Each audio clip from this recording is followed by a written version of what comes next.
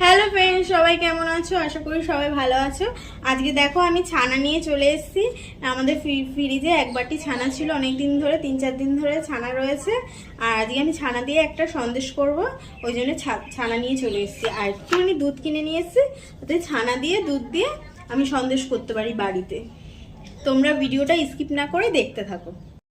কড়াই গরম হয়ে গেছে, অল্প একটু দুধ দিয়ে দিলাম। যেহেতু আমি অল্প একটুখানি করবো, একটুখানি ছানা আছে, ওই জন্য অল্প একটু দুধ দিয়েছি। আর এই দুধটা একটুখানি গরম হয়ে গেলে আমি ওর মধ্যে চিনি দিয়ে দেবো। একটু দিয়ে দিই।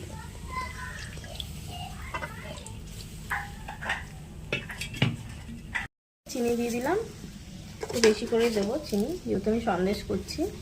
চিনি দিয়ে দিলাম।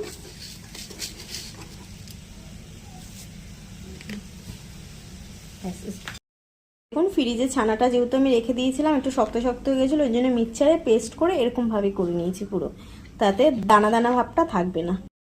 ছানাটা ঢেলে দিলাম পুরো ছানাটা। ঢেলে এটাকে আমি জাল দেবো, একটু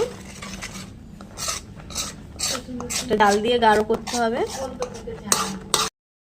এরকম টাইপের হয়ে যাবে আমাদের ছানা, পুরো একদম রেডি। যেরকম করতে চেয়েছিলাম ওরকম রেডি হয়ে গেছে। এবার আমরা নামিয়ে দেবো। একটু ঘি নিয়ে নিলাম, বাটিটা একটু ঘি মাখিয়ে নেব যাতে সেটটা থাকে। একটু ঘি মাখিয়ে নিলাম বাটিটায়।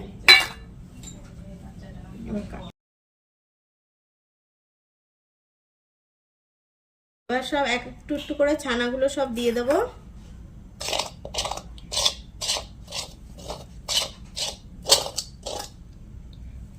দিয়ে দিলাম, যেহেতু আমার অল্প একটু তো তাই অল্পই হয়েছে। আমি করে দেখছি এটা। এবার এরকম করে সমান করে সেট করে দেবো।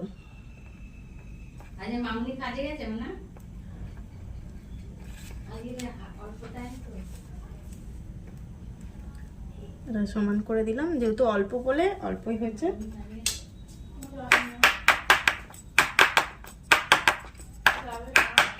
আমার সেট হয়ে গেছে, এবার আমি ফ্রিজে ঠান্ডা করতে দেবো খানিকক্ষণের জন্য।